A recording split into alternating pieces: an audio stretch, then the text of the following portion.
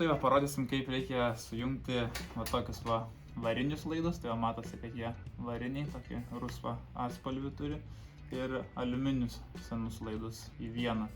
Tai tokia va, tokio tipo instaliacija, tai galėtų tikti šviestuvams, nu, o kažkokiems rozetėms, kur naudosit galios įrenginius, tai visgi geriau šitus laidus pasikeisti į varinius.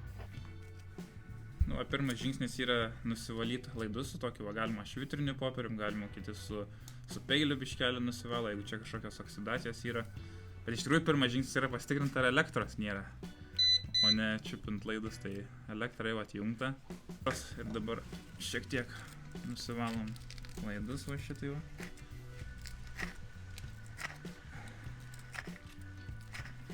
Daug nereikia, čia truputėlį. Jeigu kažkas kažkada oksidavosi ar kažkokių dulkių liko, kad ta aliuminiui skirta antioksidacinė pasta geriau kontaktuotų su laidu. Tai va, kad neliktų tų grūdelių nuo švitrinio popieriaus, reikia šiek tiek nusivalyti.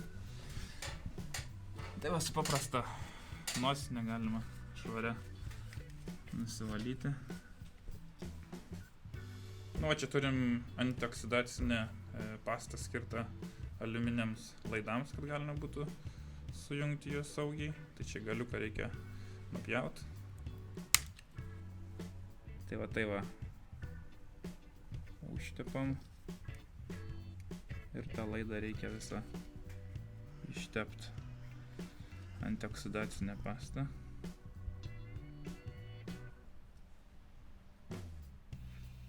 Galima nepagailėti, jos turim labai daug, o laidai tai tik tai 2, daugiau nepanaudosim, turbūt. Dar galima į vidų paduot, kad būtų. Nu, persistent gal nereikia. Tai čia būtų į vagą detalę, taip? Taip, į vagą sujungimą. Nu va, ir sujungiam vagą čia. Įkišam aliuminį laidą. Ir ant kito laido.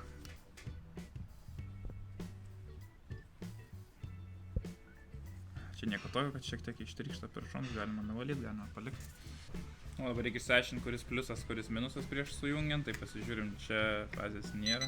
Nu va, tai šitas, tai čia rudas laidas eis. Nu ką, dabar liko tik sujungti, tai čia eina, kaip matėte, rudas laidas.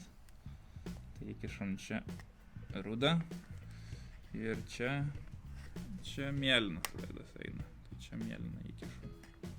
Nu va, turim tokį sujungimą, tai toks variantas lempoms tikrai tiks. Nu va, dabar čia turim tokią komutacinę dėžutę, tai išeis paslėpti čia laidus tvarkingai. Tai va, uždengiam. Ir baigta su šia dalim.